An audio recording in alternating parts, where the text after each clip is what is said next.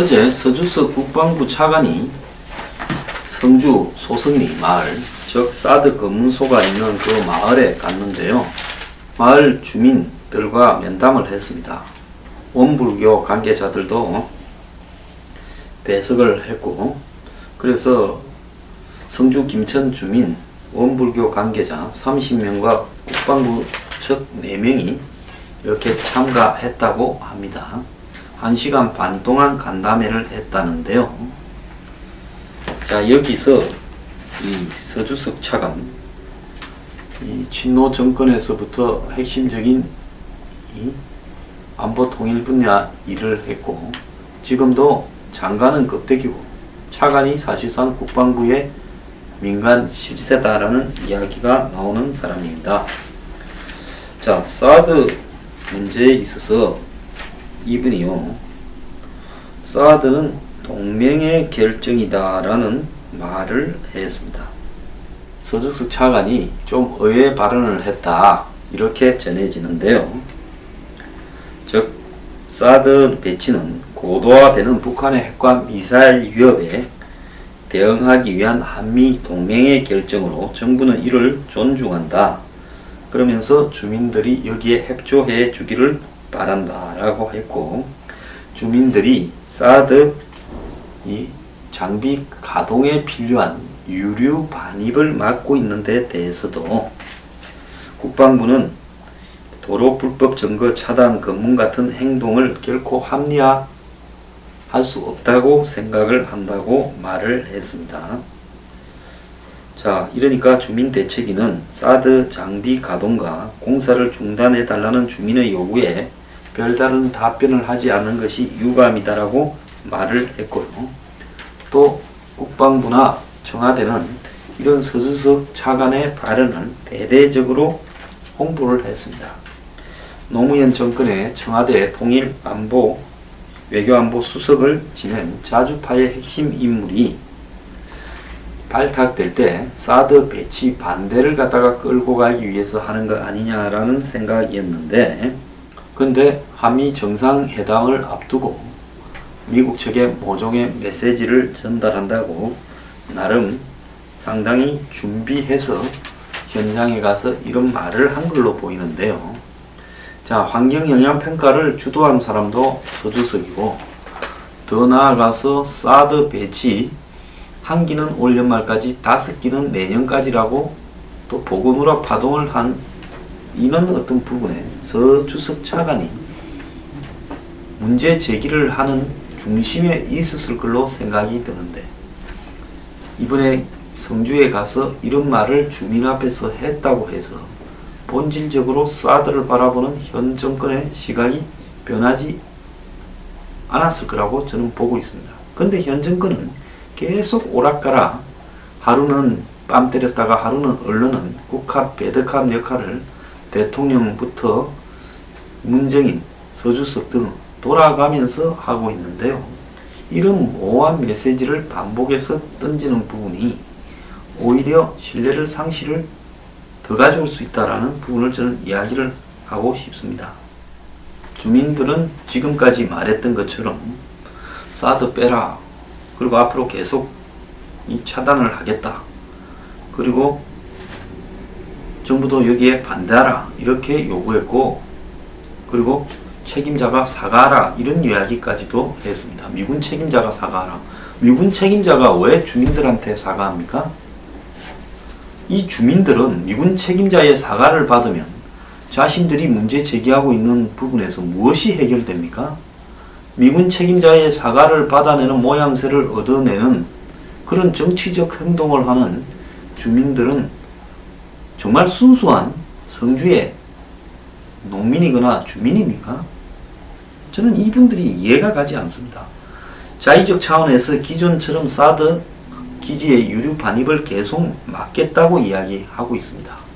보통 시골 분들 같으면요, 사드에 기름이 들어가는가 안 들어가는가 이런 부분인데요, 이렇게 민감하고 감히 이걸 막겠다고 생각을 할 엄두도 내지 못할 거라고 보는데요. 주민들이 기름을 막기 위해서 검문소를 설치하고 이렇게 방해를 하고 있는 것은 제가 볼 때 주민을 넘어선 한마디로 정치 집단, 친북 종북적인 속성을 가지고 있는 정치 집단과 유사한 생각과 행동을 하고 있는 부분이라고 저는 보고 있습니다. 자, 결국 서차관은 환경영향평가에 주민의 참여를 보장한다. 주민이 환경영향평가에 뭔 참여를 보장합니까? 주민이 참여해서 환경영향평가에서 뭔 일을 하고 싶습니까? 주민을 앞세워서 반대를 더 가속화시켜서 환경영향평가를 오래 질질 끌는데 주민들이 필요해서 그렇게 하는 겁니까? 자, 사드가 필요하다. 동맹의 결정이다. 이거는 그야말로 모호한, 하나마나한 선언적 말에 불과하고 실제로는 주민들을 보고 목소리를 경청했고 정부 대책에 반영하고 환경영향평가에 주민들 참여를 시키겠다 하면서 환경영향평가 법대로 다 하겠다고 주민들 앞에 이야기를 했습니다. 결국은 공권력을 집행해서 주민들의 불법 검문소와 점거 행위를 차단할 수밖에 없고 당신들도 처벌받겠다라고 해야 될 건데 그 앞에 가서 주민들이 이렇게 하는 것은 옳지 않다 설거머니 이야기하고 또 정부의 주민들의 뜻을 반영하겠다 이야기하면서 환경영향평가를 참여시키겠다 이렇게 이야기한 것은 국방부에서 뭐 생쇼를 하는데 뜻밖의 이 사드에 대해서 우호적 결정을 했다는 것처럼 쇼를 하는데 그게 아니라요. 한마디로 주민들을 이용해서 더 열심히 반대운동하는 부분을 우리가 물리적으로 제재하지 않겠다 내지 환경영향평가에 들어와서 소리를 더 좀 내달라. 제가 뺐다해서 그렇습니까? 저는 그렇게밖에 이해가 되지 않습니다. 국방부요, 일 이따위로 하지 말기 바랍니다. 목구멍이 포도청이라고 이런 식으로 빌어서 먹고 싶습니까? 한편 여기 대해서요, 추미애 대표가 사드 때문에 전쟁이 돌발적으로 날 수도 있다.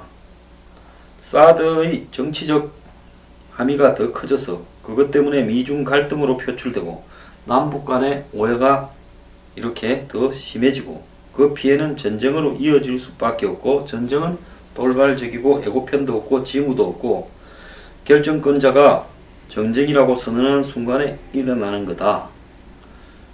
이렇게 말을 했습니다. 사드가 마치 특별한 비책이고 사드만이 한미동맹이 할 수 있는 것이라고 생각해서도 안 되고 북한은 사드를 뛰어넘는 비대칭적인 전략무기를 빠른 속도로 개발하고 있고 일부는 성능이 실전 배치가 가능할 정도로 돼 있다는 걸 무시할 수가 없다. 그래, 북한이 사드보다 더 뛰어난 걸 했다면 사드는 갖다 놓고 사드보다 더 뛰어난 방어무기도 갖다 놔야지. 북한이 그걸 넘었었기 때문에 우리는 이제 북한한테 말 잘 듣겠습니다. 얼마 드리면 될까요? 그렇게 돈 갖다 바치고 협상하자고 말을 하는 겁니까? 제1당의 대표가, 여당의 대표가 이게 할 이야기입니까? 제재 압박만으로 통하지 않는다는 걸 알아야 된다. 이렇게 말을 하고 있습니다. 한편 통일부는 19억 원어치의 북한을 돕는 재단들이 의약품 그리고 병동을 짓기 위한 건축자재 등을 북한에 주겠다라는 데 대해서 승인을 했습니다. 또 하나 재밌는 이야기가 있는데요.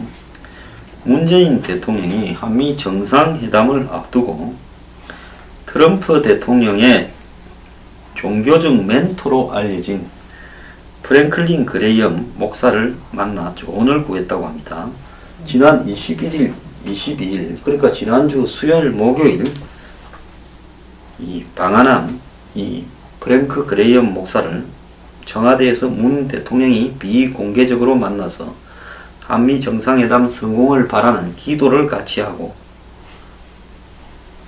이랬다는 겁니다. 이 프랭크 그레이엄은 빌리 그레이엄 목사, 유명한 미국의 전도 부흥 목사죠. 70년대에 한국에 와서 여의도에서 빌리 그레이엄 목사가 이 부흥 설교회를 했지요. 여의도 광장에서요. 그때 여의도 공원이 있기 전에 광장에서 수십만 명이 아마 모였던 걸로 기억을 합니다. 그때 통역을 해서 유명해진 사람이 김장한 목사입니다. 수원 무슨 제일 침례교회 목사님입니까? 근데 그분이 이명박 정권 때도 뭐 하여튼 정권마다 청와대 들어가서 기도도 하고 영향력을 행사해 오고 있다 이랬고, 그래서 빌리 그레이엄과 이 가깝다고 그분도 굉장히 그 이후에 한마디로 정권과 가까운 목사가 됐는데요. 이번에 이 문재인 대통령과 프랭크 그레이엄 목사의 만남은 한국의 한 교회 원로 목사가 주선한 걸로 되어 있다 이렇게 기사가 나오는데, 저는 이분이 김장한 목사로 추정을 합니다. 자, 두 대통령 사이의 인간적 신뢰와 우정을 다지기 위해서 그레이엄 목사가 가교 역할을 자처한 거다. 보통 보면 이제 이런 부분을 할 때 어떻게 하는가 하면 이제 주변에 몇 사람이 또 났습니다. 자, 트럼프 가까운 사람 없나? 찾아봐라. 청와대에서 지령이 떨어졌겠죠. 그러면 또 이제 뭔가를 공을 세워서 나서보고 싶거나 안 그러면 바뀐 정권에 접근하고 싶은 사람들이, 자, 이 트럼프하고 백악관에서 트럼프를 꿇어앉히고 머리에 손을 얹고 기도하는 사람이 있다. 누구냐? 이 프랭크 그레이엄이라고, 과거 거의 유명했던 빌리 그레이엄 아들이다. 그러면 그래, 그 사람을 불러갖고 이야기를 하고 대통령이 만나고 또 거기에다가 메시지를 전해서 그 사람이 미국에 들어가서 트럼프하고 이야기를 하면 이번에 정상회담이 파국이 안 가고 좀 잘 무마가 되겠다. 이런 생각을 이렇게 주고받으면서 이걸 실행에 옮겼을 거고, 당연히 김장한 목사, 즉 그분 영어명이 또 빌리인가 뭐 그럴 겁니다. 이렇게 이야기가 됐고, 그분은 또 이 역할을 한다고 열심히 또 왔다 갔다 해서 프랭크 그레이엄 목사를 급히 한국에 데리고 왔을 겁니다. 그러면 뭐합니까? 그 시점이 문재인이가 미국 한 바퀴 돌고 완전 파국을 만들어 놓고 김포공항, 인천공항에 귀국하던 시점 아닙니까? 트럼프를 한번 보세요. 저 사람이 기독교적 종교적 신앙이 있다고 보십니까? 미국의 대통령은 당연히 성경에 손을 얹고 선서를 해야 되고 또 종교인인 것처럼 해야 되고, 이번 트럼프 주요 지지 계층 중에 하나가 미국 남부의 복음주의 기독교 종파들이 나 그 지지자들 신도들이 트럼프를 열렬히 지지한 것은 맞습니다. 그렇지만은 그 사람들은 미국 사회의 정체성을 유지하기 위해서 트럼프를 지지한 거지, 그건 원래 자신들이 오리지널 미국의 주민들이고 밀려든 사람이 미국 사회의 정체성을 파괴하고 있다고 생각해서 지지한 거지, 트럼프가 신앙이 돈독해서 지지한 부분은 아닙니다. 트럼프가 기독교 신앙이 돈독하다 이야기는 제가 한 번도 들어본 적이 없고요. 트럼프가 신앙에 대해서 가지고 있는 부분은 그냥 미국의 대통령을 하려면 미국은 신앙의 자유를 찾아서 프로테스탄트가 배 타고 건너와서 만드는 국가니까 여기에 충실한 척 해야 그냥 대통령으로서 최소한 갖춰야 될 액세서리다, 이런 생각을 하고 있을 겁니다. 그런데 지금 한쪽으로는 죄를 열심히 뿌리고 다니고 문재인 등이 또 본인도 입으로 그렇게 했죠. 한쪽으로서는 또 뭐 목사까지 끌어들여 가지고 무슨 영화 한 장면을 보는 것 같습니다. 한편으로 태권도 대장관차 한국에 온 북한의 IOC 위원 장웅은 요즘 일관성과 소신에서 한국 정부보다 더 낫습니다. 이 남북 단일팀에 대한 질문을 받고 정치가 스포츠 위에 있다며 정치 지도자들도 국민의 의사를 반영해서 해야 하니 매우 힘들다고 말하면서 정치 환경이 잘 돼야 스포츠 교류도 편해진다. 스포츠가 기폭제는 될 수 있어도 기초나 저변은 되지 못한다. 그렇게 말을 했습니다. 그러면서 정치가 열려야 스포츠가 되지, 안 그러면 힘들다. 스포츠는 그저 역사의 남았을 뿐이지 그것이 민족 통일로 이어진 것이 없다 말을 했습니다. 이 말만큼 놓고 보면 정확한 이야기를 했죠. 스포츠는 스포츠고 정치는 정치죠.